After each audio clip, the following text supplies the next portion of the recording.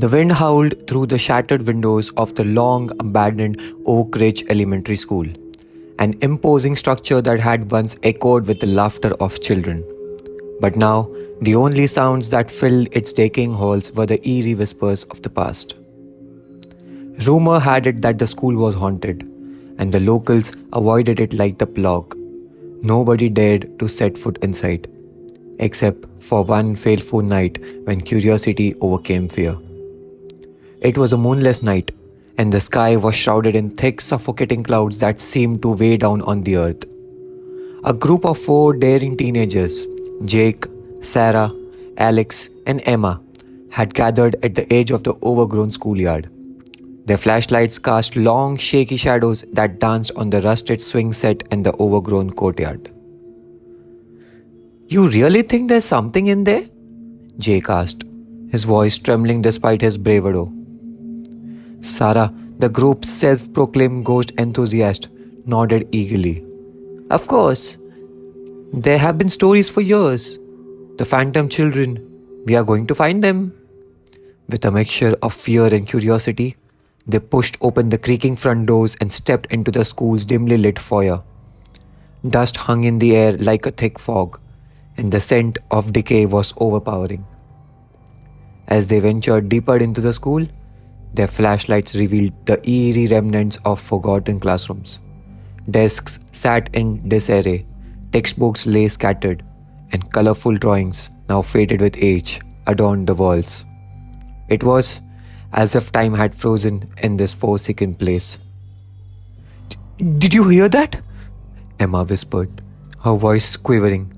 They all fell silent, straining to hear.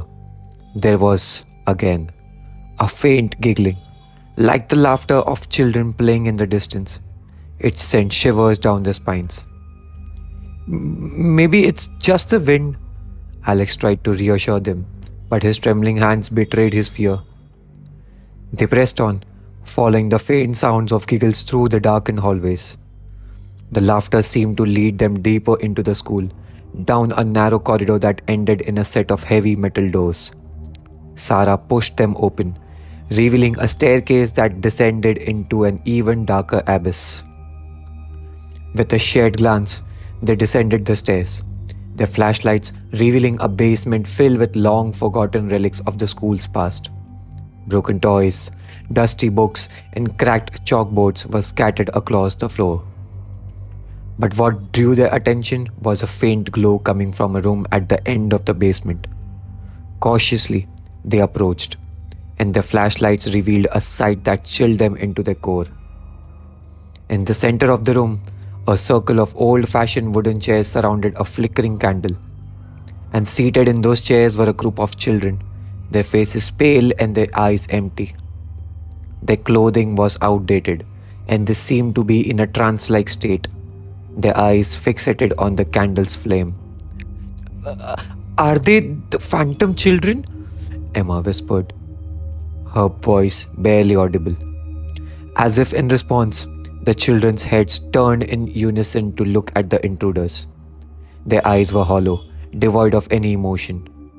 And then, in a chilling chorus, they began to sing a nursery rhyme, their voices cold and lifeless. Ring a roses, a pocket full of posies, ashes, ashes, we all fall down. The words echoed through the basement, sending shivers down the teenagers' spines.